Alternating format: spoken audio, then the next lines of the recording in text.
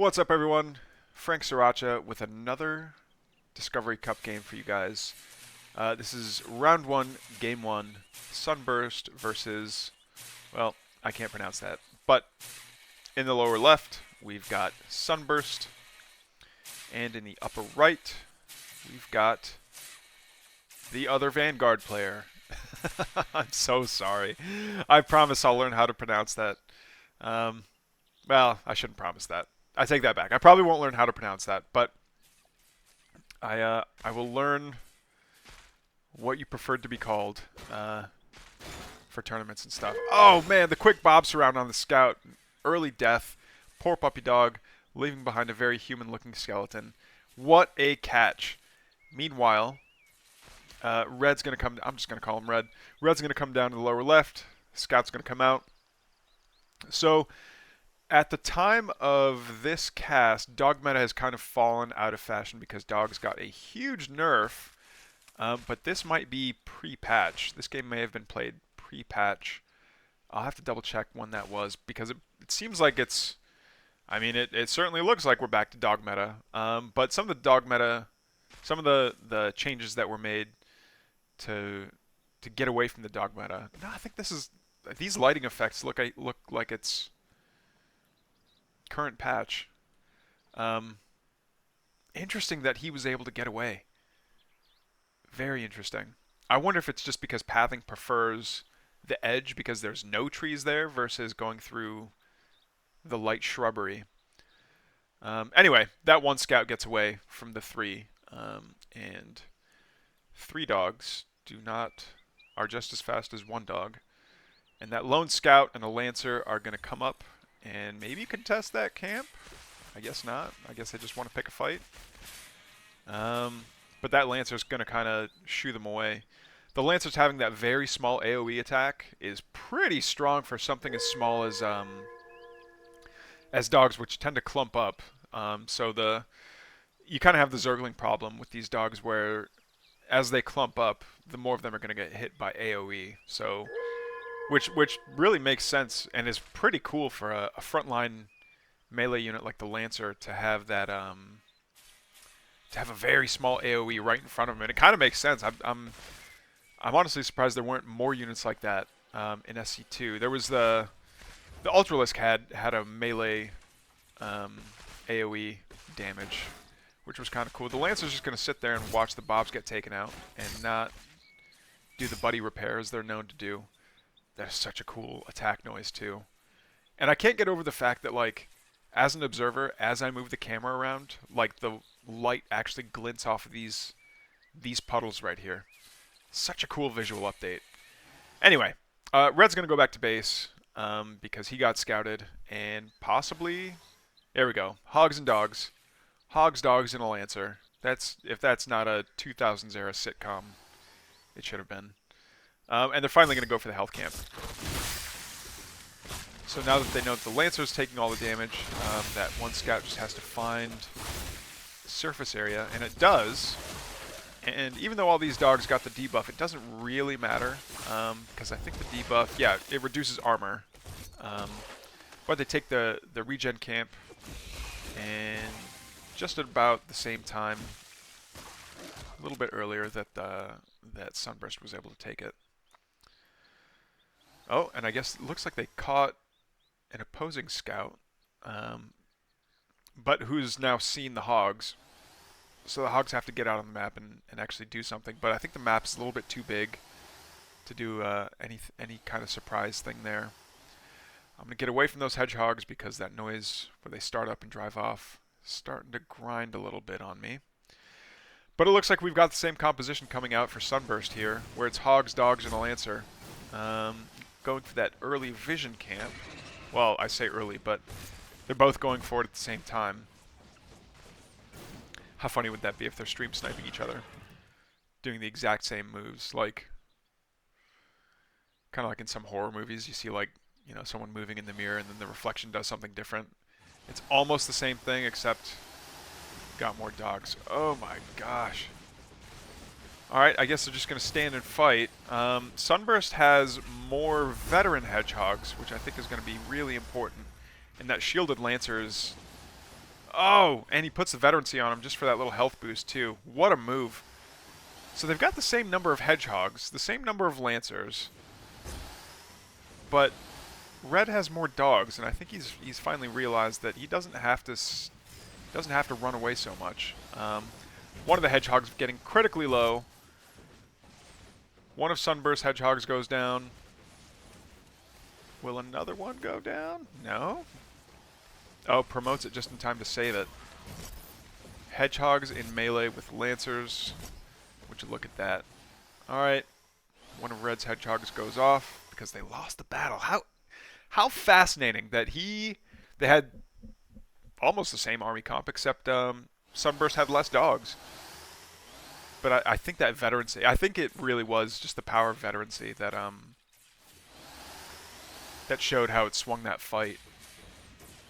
Alright, so now it's 3 hogs and a dog versus, oh, that veterancy 2 hedgehog being lost is a big hit.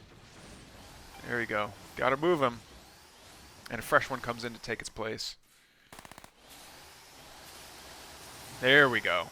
Now we're seeing more repairmatic play. I wonder, do hedgehogs do they do bonus damage? Alright, they do bonus damage against heavy, but these mech bays I believe they're light, aren't they? Oh no, structures are heavy. Okay, well that makes more sense. I think it might have just been Habs. No, Habs are heavy too. Huh. Maybe that's changed, because I remember someone complaining that dogs doing bonus damage against light was a little nonsensical, that like a puppy is doing bonus damage against a building. And that makes sense to me. But anyway, we're seeing Sunburst come up with 5 hedgehogs now. Versus Red's 4. But 4 I think has, oh no! He's got the bonus armor on the machine lab here. Alright, he shielded up the low hedgehog. Is he gonna pick off the injured one? No! Sunburst doing his best to... Oh, alright, the veteran C3 hedgehog has to survive. He has to get it out of there. Alright, he's just gonna hang out in the health camp for a little bit. Get a little bit of that HP back. Gonna try and save that hedgehog, but he can't! Oh, and he promotes that hedgehog just in time to live. This is some impressive micro from Red. I'm going to have to go back and look up his name. So when I get the replay files, sometimes the names that show up on the replay file name, are not the same as the name that's in-game. Alright, and they're just not going to chase each other. Man, Sunburst being chased off. Okay, this is very interesting to me. So if it's your creep camp, your health camp, and you're on the low ground, you can get the regen. But if you're an enemy on the low ground of a creep camp, you can't contest it. That's interesting. Personally, I think it might have been faster to just like put a bob in the repairmatic and be done with it, but we'll see. Hog Wars continue. The Hog Wars school for rockets and wizardry continues on. Oh man.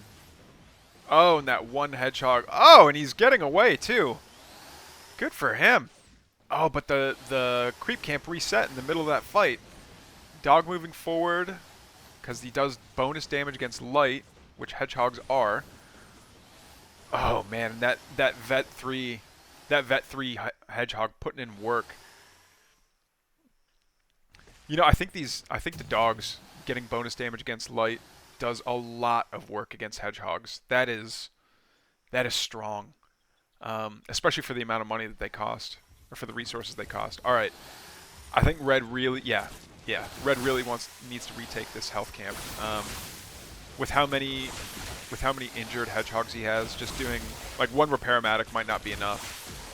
It might just be better to have them all camp out on top of the health camp. Now, what you could do is build a repairmatic in the health camp, so better yet, on the ledge right here, so that way not only will they get healed from the camp, but the Repair-O-Matic will also kind of speed things along so that way they can get back to full health, go back to being active on the map, because right now there's no camp. Well, okay, this is the only camp that a player controls.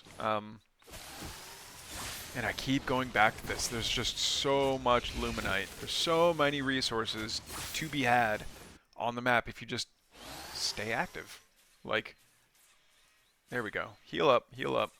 Or at least, yeah, get a couple of bobs on them at least. Like, pull the boys, tell them to stop mining Therium. But anyway, that is a lot of hedgehogs. Red going for his third. Sunburst still on 2. But we've got good saturation here, I think. Sometimes that'll show up over the mines and sometimes it won't, which is interesting. But are they... Alright, they are going to go on a sightseeing adventure to the cliffs while another barracks gets built. Okay. That's fine.